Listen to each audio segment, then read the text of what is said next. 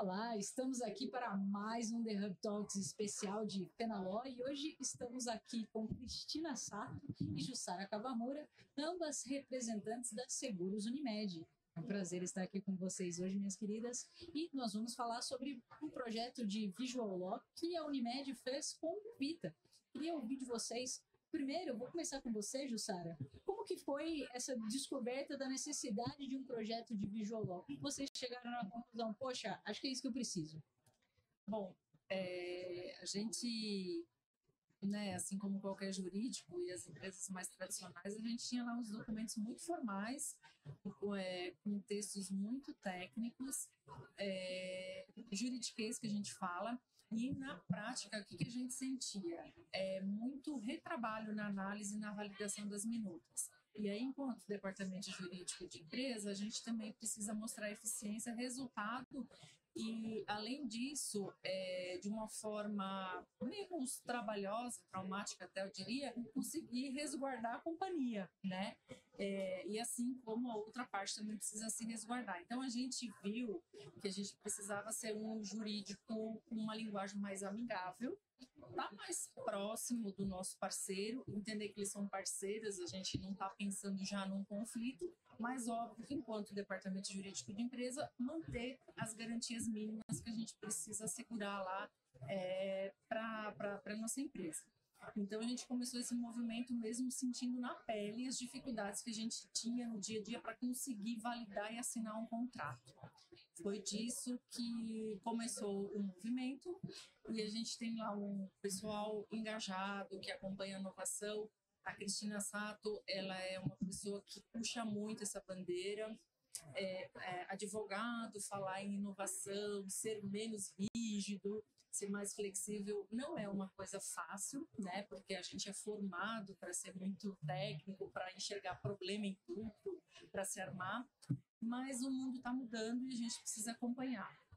E aí, com base nisso tudo, é que a gente começou a olhar o que tinha de diferente acontecendo no mundo jurídico, que a gente pudesse dar esse primeiro passo. Então, começamos de uma forma dentro de casa mesmo.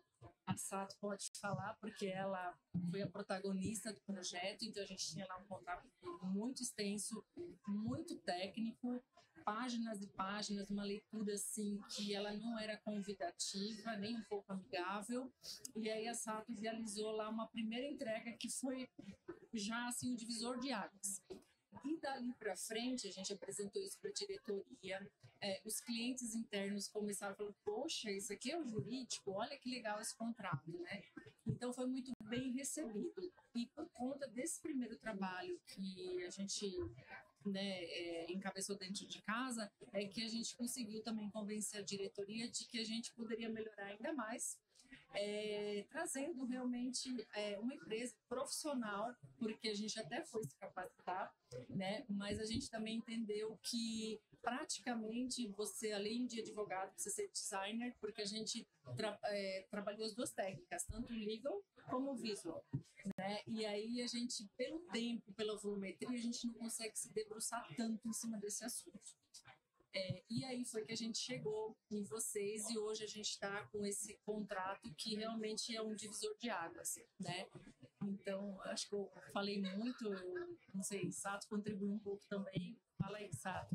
Como que foi, Cristina Sato? Agora eu tô até um pouco assim, ensinar que Sato parece até um pouco mais íntimo, né? Que a linguajar que vocês usam no dia a dia. Cristina, como que foi, né? Você que encabeçou então esses projetos de inovação, como que foi desenvolver um projeto de Visual Law e talvez até ter essa percepção, um pouco de autocrítica de falar, poxa, acho que não é nem as minhas habilidades, mas talvez a minha agenda não vai dar conta disso, preciso trazer um terceiro.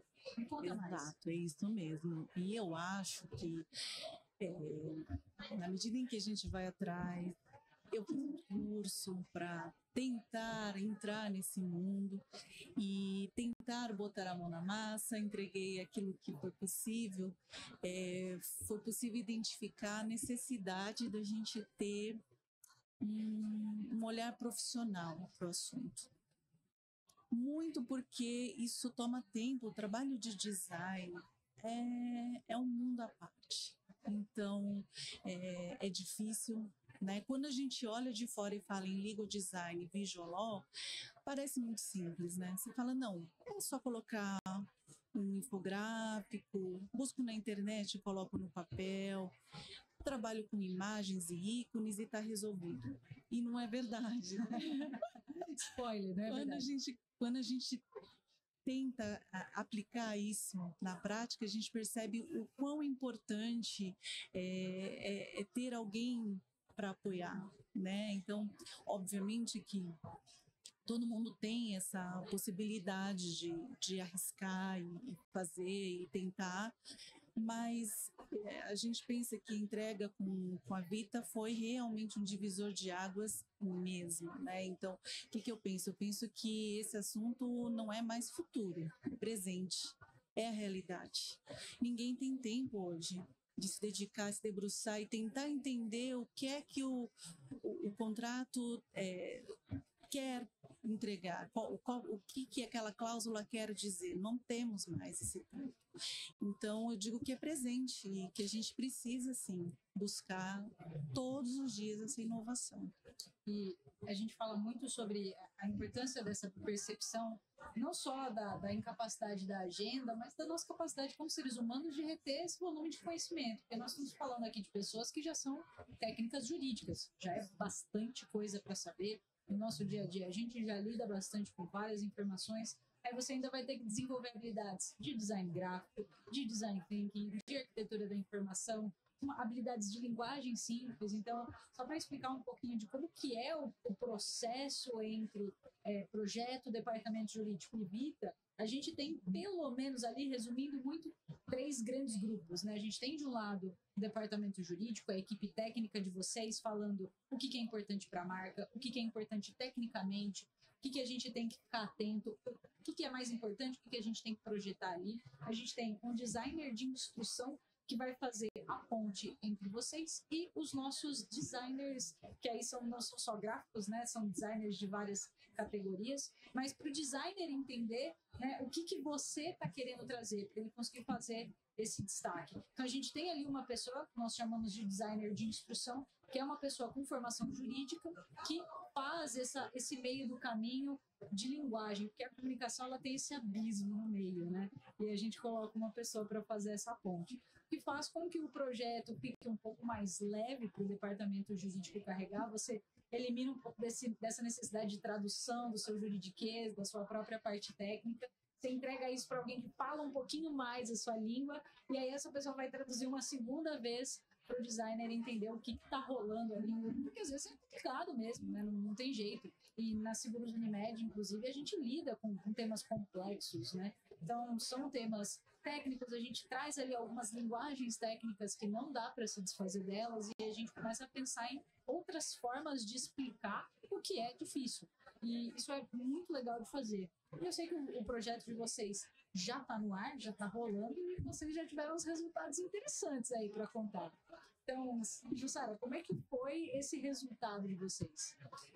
No dia a dia a gente vem recebendo bons feedbacks, né? Então, além da gente ter melhorado a eficiência do próprio departamento jurídico, que é uma das entregas que a gente precisa fazer, né, para se manter aí no mundo corporativo, a gente conseguiu medir já uma redução de 35% a menos de repiques. O que são repiques? Vai e vem de minutas para chegar a termos de assinatura. Então, isso foi muito legal para nós, enquanto departamento jurídico, para mostrar eficiência. A gente recebe feedbacks de parceiros, né, que então, que legal, o contrato está amigável, nossa, eles acham bonito também, porque a gente trabalhou bastante a questão visual. E dentro de casa, uma das grandes questões que a gente tinha, quando chega um contrato para a diretoria assinar, e a gente celebra muitos, ele não tem tempo para ler tudo, então ele vai na confiança de que o jurídico olhou e que está tudo bem. A gente é o seguro, né, da companhia, e assim tem que ser, a gente é cobrado disso. Mas o que foi muito legal, a gente criou uma capa, e nessa capa a gente traz as informações mais relevantes. Então ele já bate o olho na primeira capa do contrato, ele já está dizendo lá, de uma forma bem simples, qual que é o objeto, qual que é o valor, se aquele valor é mensal, se ele é anual, se eu tenho multa, se eu me amarrei com uma vigência mínima. Então aquelas preocupações que são primordiais assim para os executivos da companhia, batendo o olho eles já sabem. E a gente recebeu muito elogio com relação a isso, porque é o resumo do resumo do resumo que no final do dia é o que eles precisam saber, né? E então isso também foi muito bem recebido. E uma coisa que eu achei muito legal foi a questão de QR Code, né? Porque muitas empresas são polêmicos, hein? são, mas a gente comprou a ideia e a gente aplicou no nosso contrato. A gente tem cláusulas rígidas na companhia que a gente, por questões de compliance, eu não posso excluir ou ficar ajustando o texto. Então, o programa de integridade nosso, lei de anticorrupção, algumas cláusulas que eu sou cobrada em auditoria, eu preciso ter lá no meu contrato. E a gente jogou isso para um QR Code. Quando isso não estava no QR Code, era muito costumeiro que o parceiro jurídico da outra ponta, na hora de analisar, criticar. Aí muda vírgula, às vezes, muitas vezes até perfumarias, né? No final do dia não dava nada do que tinha que dizer, mas gerava trabalho e gerava demanda de convencimento com a nossa diretoria. Não chegamos a inviabilizar negócio, mas gerava um certo atrito, né? E mais demora para a celebração. A partir da hora em que eu joguei isso para um QR Code, digo que é uma cláusula padrão, e eu tenho rastreabilidade de que ele acessou, que ele consegue a qualquer momento continuar acessando aquele conteúdo, a gente eliminou muitas discussões. A gente não recebe mais, eu quero mexer aqui, eu quero que mude esta palavra, que tire esse parágrafo, que substitua. Não nessa parte. Então, para a gente, né, Sato, isso foi um ganho muito grande e a gente conseguiu resguardar a companhia com relação àquelas cláusulas que a gente definiu que, para fins de auditoria, obrigatoriamente elas precisam estar lá no contrato. O processo de contratação ficou muito mais célere, descomplicado. Então, penso que o ganho para todos, né, não só para Seguros Unimed, mas para os parceiros como um todo também, porque a ideia deles, no nosso caso, o contrato de prestação de serviços, é fechar o negócio, né? Então, o ganho é para todos, né? E a celeridade e aceitação interna também, né? Foi muito positiva para a companhia. E Sato, você que tem essa veia inovadora, e os próximos projetos? O que mais que a gente vai ver por aí? Estamos aqui estudando também outras possibilidades para a gente poder implementar, porque esse assunto não para, não é verdade? A gente tem que sempre melhoria contínua. Então, estamos aqui pensando e estudando o que é que a gente vai fazer para dar continuidade nisso. Acho que agora é uma questão apenas de qual é o próximo, né? Exato. A gente plantou a sementinha, como a gente diz, e a ideia era conseguir engajar todas as outras áreas da companhia, que assim como nós também têm lá seus documentos. A gente trabalha com negócios regulados, então a gente tem dentro da companhia muito pulverizado uma série de documentos regulatórios obrigatórios. Mas eu posso te dizer que a gente já conseguiu trazer para o nosso lado várias áreas e a gente está começando a falar de uns projetos assim, de mudar os documentos que comunicam com o nosso consumidor final. Então, a gente está começando um projeto que realmente vai ser assim importante, importantíssimo para a companhia. Que incrível, que incrível. Eu fico muito feliz de ouvir que a gente vai ter mais projetos com a Seguros Unimed e que eu, lá na ponta final, vou poder ver esse resultado e que seja um resultado tão excepcional quanto o primeiro que vocês já trouxeram. É o começo de uma jornada muito fantástica. Parabéns pelo projeto, parabéns pelo sucesso. Muito obrigada pela participação de vocês aqui no The Hub Talks. Foi um enorme prazer bater esse papo. E para você que nos acompanhou até o final, aquele meu muito obrigada e até o próximo The Hub Talks.